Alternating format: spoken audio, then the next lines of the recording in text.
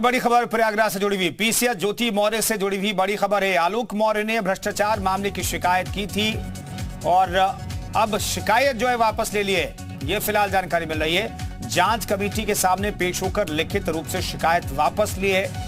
PCS पत्नी ज्योति मौर्य पर आलोक ने भ्रष्टाचार के गंभीर आरोप लगाए थे। जांच कमेटी गठित की गई थी। जांच कमेटी ने आलोक को सबूत पेश करने के लिए कहा था, लेकिन ऐसा लग रहा है कि क्या उसके पास सबूत नहीं थे, इस वजह से लिखित शिकायत वापस ली गई, या फिर इसके पीछे और कोई वजह है।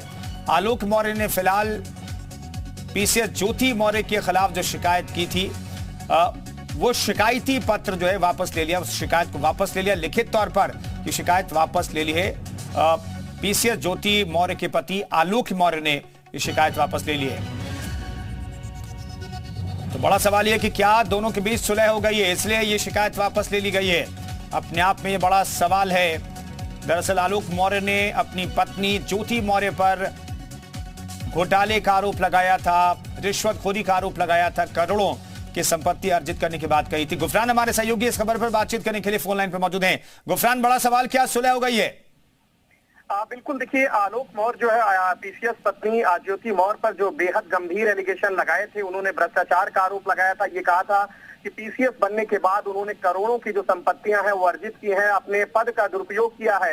इस मामले की जो शिकायत है उन्होंने शासन से की थी और सीएम योगी ने इस पूरे मामले का संज्ञान लेते हुए जांच कमेटी गठित करके जांच रिपोर्ट मांगी थी। लेकिन अब इस पूरे मामले में जो नया मोड़ आया है वो ये है कि आलोक मौर्य ने जो अपनी शिकायत है वो वापस ले ली है। जो भ्रष्टाचार के एलिगेशन पत्नी पीसीएस ज्योति मौर्य पर लगाए थे, उस शिकायत को सीधे तौर पर उन्होंने वापस ले लिया। वजह उन्होंने नहीं बताया जांच कमेटी को, इसके पीछे की वजह क्या है, लेकिन लिखित तौर पर जांच कमेटी के सामने आज वो पेश हुए। आज जांच कमेटी ने उनको तलब भी किया था, उनसे पूरी जो शिकायत उन्होंने की थी भ्रष्टाचार की उससे जुड़े सबूत मांगे थे, साक्ष्य मांगे थे।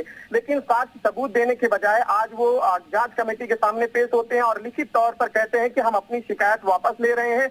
जिसके बाद जांच कमेटी के जो सदस्य हैं वो तीनों सदस्य अभी भी अपने दफ्तर में मौजूद हैं और उनके बीच इस बात को लेकर के मंथन चल रहा है कि अब इस पूरे मामले की जो रिपोर्ट है वो बनाई जाए और रिपोर्ट को शासन को सौंपी जाए, क्योंकि इस पूरे मामले में जो एलिगेशन थे, एलिगेशन के आधार पर ही आगे इसमें ज्योति मौर्य से पूछताछ होने की पूरी संभावना थी। लेकिन अब इस पूरे मामले में आलोक मौर्य ने जब शिकायत वापस ले ली है तो ये बात साफ हो गई है कि ये मामला अब यहीं पर दफ्न हो जाएगा, क्योंकि जो एलिगेशन थे उन एलिगेशन को लेकर के कोई एविडेंस जो है वो जांच कमेटी के सामने नहीं आए। यही वजह है कि अब देखना यही है कि जब जांच कमेटी अपनी रिपोर्ट आगे प्रेषित करेगी, शासन को भेजेगी। क्या इस पूरे मामले में दो चीजें स्पष्ट तौर पर अभी दिखाई देती है। एक तो क्या सुलह हो गई है दोनों के बीच में, ज्योति मौर्य और आलोक मौर्य के बीच, पहला सवाल ये। दूसरा सवाल ये कि क्या आलोक मौर्य के पास ज्योति मौर्य के खिलाफ कोई सबूत नहीं था, इस वजह से शिकायत वापस ले ली गई?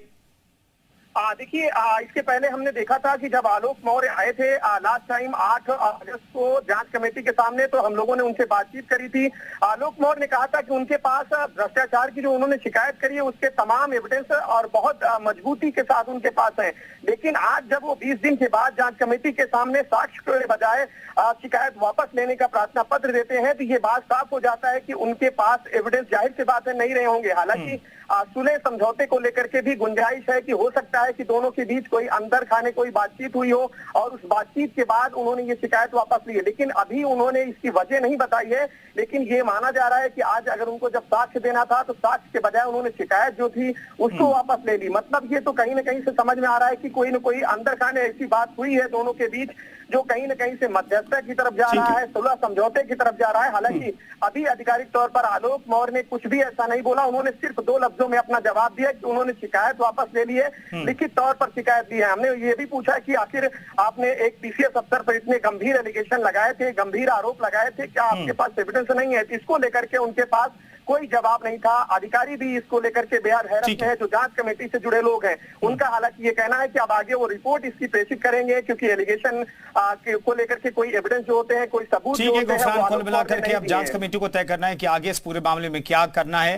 हालांकि आलोक मौर्य ने अपनी शिकायत जो है वापस ले ली लिखित तौर पर जांच कमेटी के सामने पेश होकर के। शुक्रिया गुफरान इस खबर पर जानकारी देने के लिए।